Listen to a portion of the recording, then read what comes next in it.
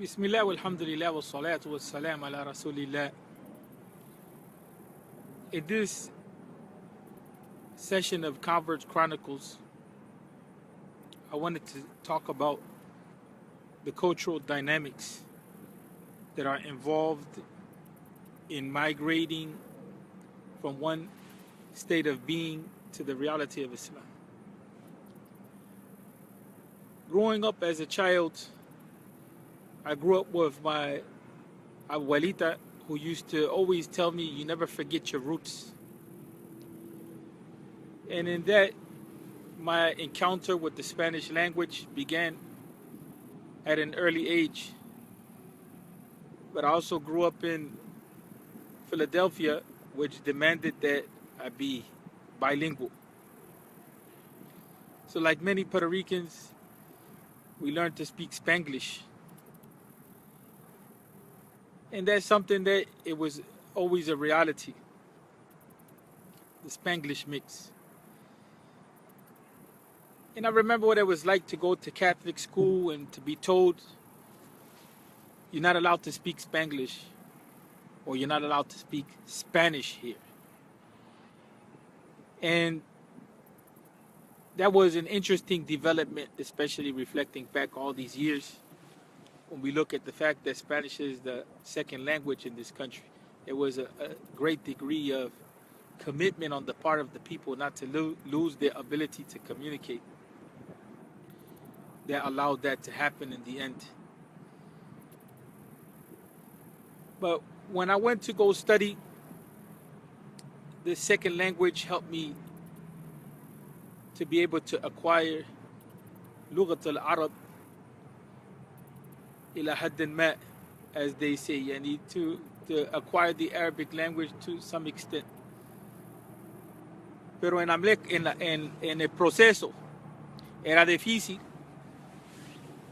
para aprender la lengua de los árabes y mantener el español.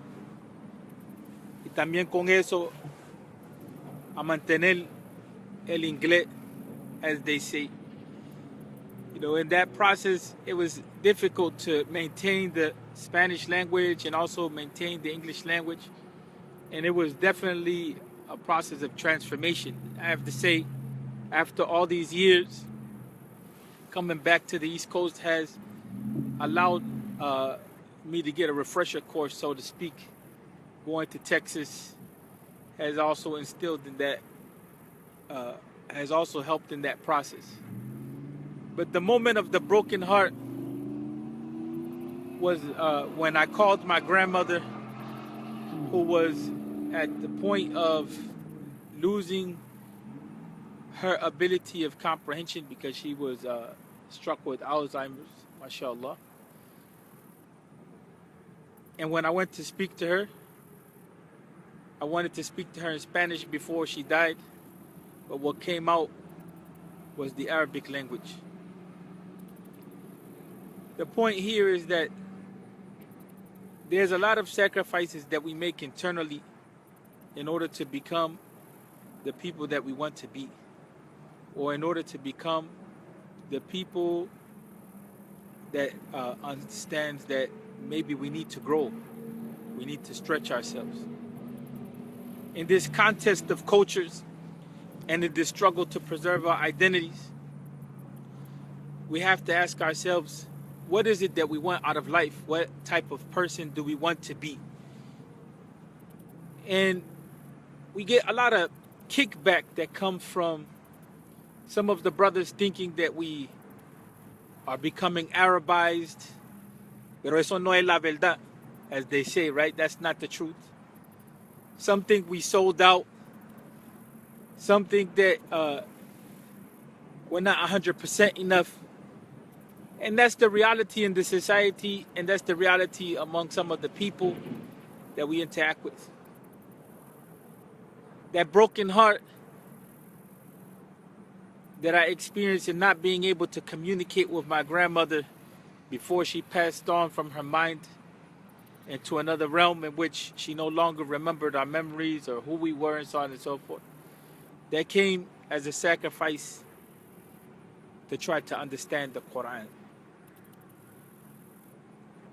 That ability to kick off the Timberland boots and the Nikes and throw on a thobe and sport a beard and then come back and be able to wear a regular shirt and be a normal person, so to speak, again.